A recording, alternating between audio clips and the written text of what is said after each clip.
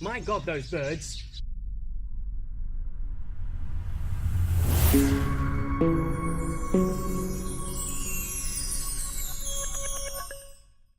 Hey everyone, it's Anthony here at Talk and Review, and today I'm coming to you from sunny Cyprus. I'm off on my holidays at the moment, but I still want to take time out to talk about Game of Thrones Season 8 Episode 5, just because it was too awesome not to.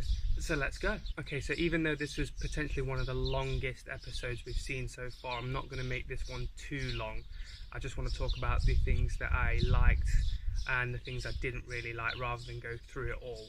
So I'll go through the things I liked first and then the things I didn't like at the end. So overall, I really liked how this one really dived straight into the action.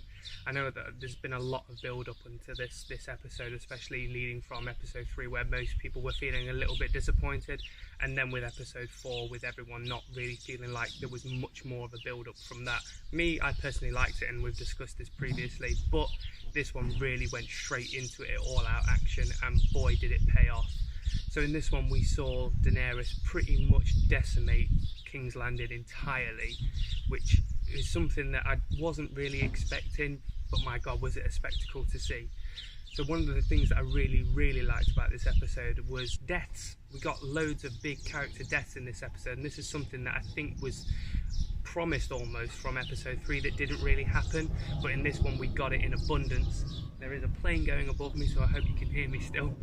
We got deaths in abundance, and it was really from the outset of the episode, starting off with Varys. Now this was something that I kind of expected from the last episode, but really delivered from this episode, and it was really a straight into it kind of thing. It was a case of he's committing treason, and he's plotting to not necessarily overthrow Daenerys, but favour Jon over her, and no one else is agreeing with him. And Tyrion soon tells Daenerys, as he should do as the Hand of the Queen, and boy does he pay for it. Dragonfire gone, Varys gone within the first 10 minutes of the episode.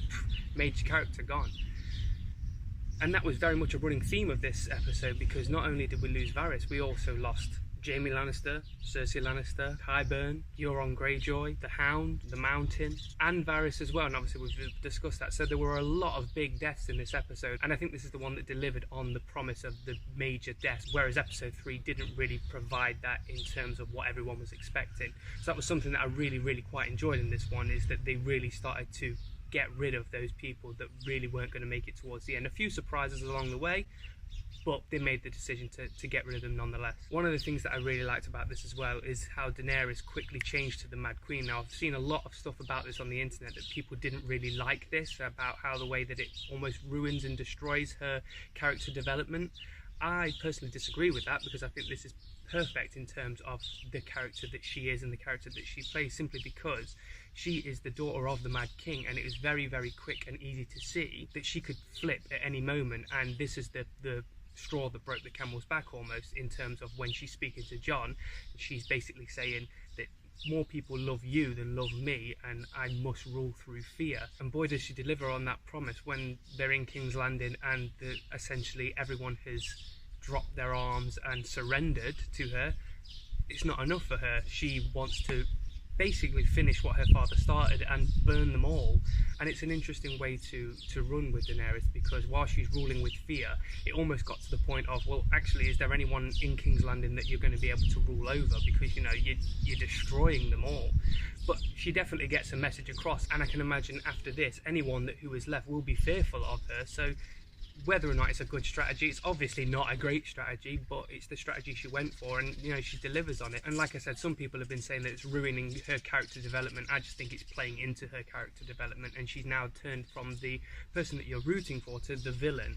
And because obviously Cersei is being killed off in this episode, you need that villain to still stay there. Otherwise it's just everyone's happy, and you know, there's not really much of a show left. Speaking of Cersei, I really like the way that her and Jaime actually died in this one. It's really quite odd, because I've always been saying throughout the series, if and when Cersei dies, that she really needs to get what's coming to her almost, and you know, get a really brutal and gruesome death. But that's not what we got at all, and I kind of like the way that it went out, because ultimately she went out of this world the way that she came in with Jaime, and that has been discussed in previous seasons with Jaime and Bronn, when he said, when you die, how do you want to go? And Jaime essentially said, I want to go in the arms of the one that I love, which is obviously Cersei. He doesn't say it at the time, but it's obviously Cersei that he's speaking about. And both of them go out in the exact way, well, especially Jaime goes out in the way that he wanted to, but the fact that Cersei went out this way, I actually quite liked it. Rather than the gruesomeness and the gore that I was expecting it to be, it was actually quite a nice change of pace for it, and it was like I said, an unexpected one, but I actually quite enjoyed the way that they died. And whilst it wasn't necessarily fitting for a character of her stature, it was nice that they were both able to go out in a way that really kind of emulated how they lived their life together. They started their life together, they've always been together, more ways than one, but they've always been together. And it was nice that the way that even though that you are really wanting these characters to get their comeuppance, you do actually kind of like these characters in a way. So it's nice that they end up dying in a way that's quite satisfying from that perspective as well. Drogon laying waste to King's Landing. Now this is something that I really enjoyed, because it was something that we've been wanting to see for so long, and we got it in abundance in this episode, because he literally decimated just by himself, and obviously Daenerys riding him, but completely decimating himself was such a joy to see, because it's what you've been wanting to see for so long. And it was, I mean, there are a few issues that I have with it, which I'll go on to in a moment, but just the visual spectacle of it in itself was incredible. And I think that goes for all of the episode, really. It was visually stunning in this episode. It was incredible. The production value that went into this episode must have been off the charts, and it pays off because the spectacle that it gave was unbelievable. I suppose the last thing that I want to talk about before we get into what I didn't like about it was Clegane Bowl, as it's been dubbed. So the Hound and the Mountain, they finally managed to lock heads and really show the audience what this vendetta is about. So much so that the Mountain actually disobeys a direct command from Cersei. Now, he's never done that, nor did we think that it was possible for him to do that. But considering it was the Hound that he was looking at, there was more there than just his zombiness. There was a hatred there that he couldn't let go of. And we got that in this fight, and it was incredible.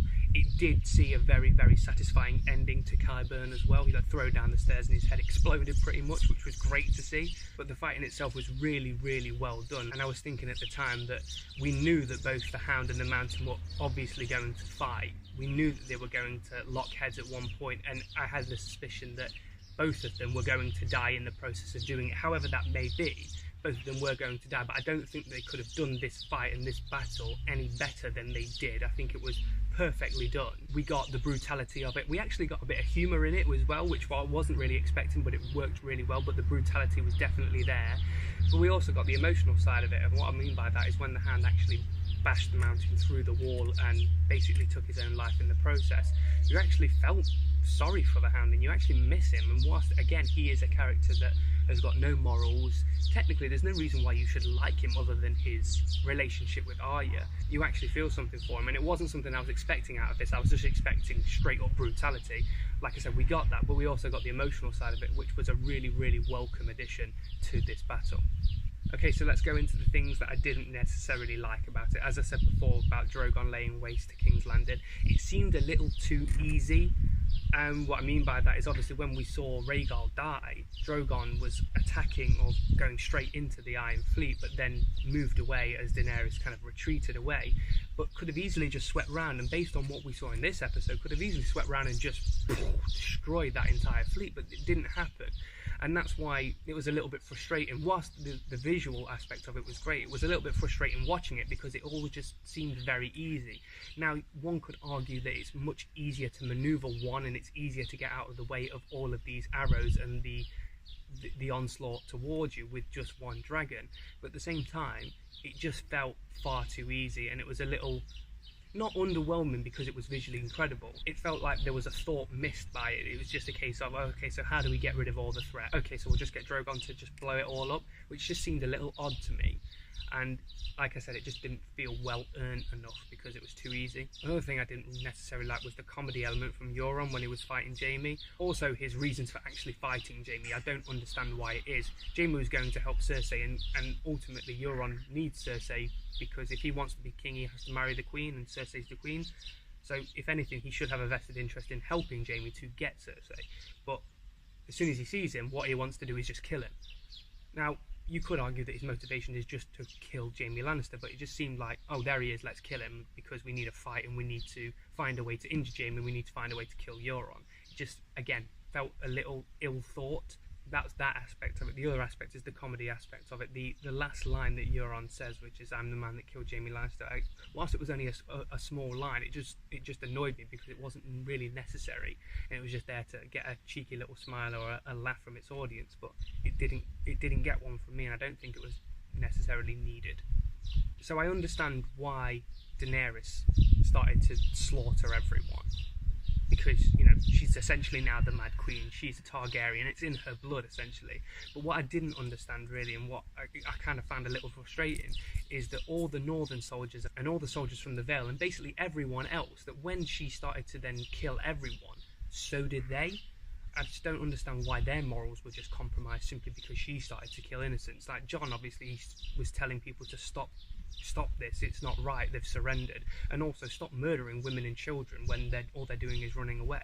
It just seems very odd that all of a sudden all these soldiers that should be good and should fight for what's right just start murdering innocent women and children. That just seemed a little bit odd to me. Like I said, I understand from Daenerys' side, I just don't understand from that aspect of it, really. But overall, this episode, I really quite enjoyed it. I know it's getting a lot of flack on the internet at the minute, and a lot of hate simply because they believe that it's essentially wasted and ruined a lot of people's character development.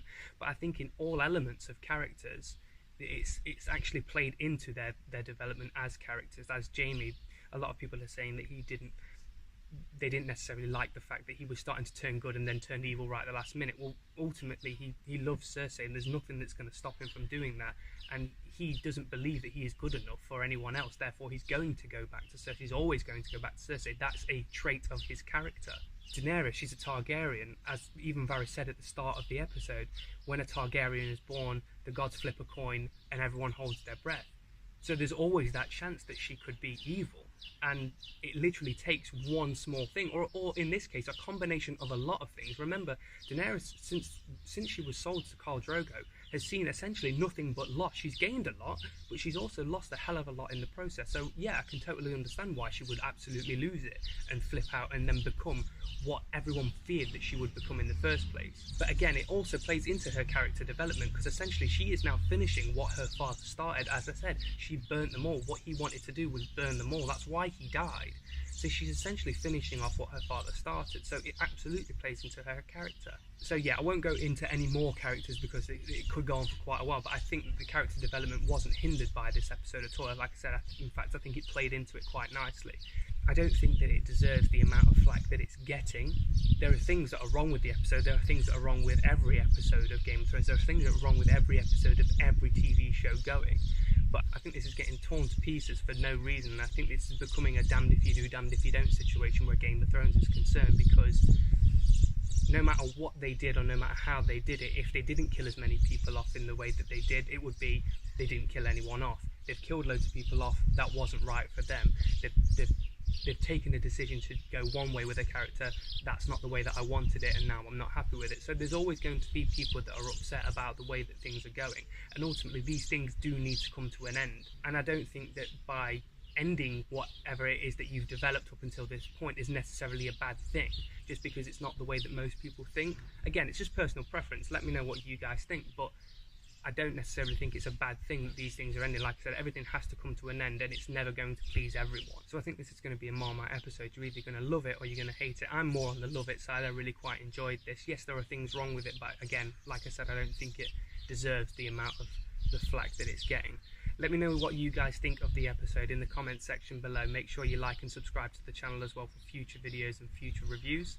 We do have a Facebook and an Instagram account that we're updating on a regular basis as well, so check that out. And I'll see you guys next week for the final ever episode of Game of Thrones. Just let that one sink in. It's the final ever episode. That's going to be a sad occasion.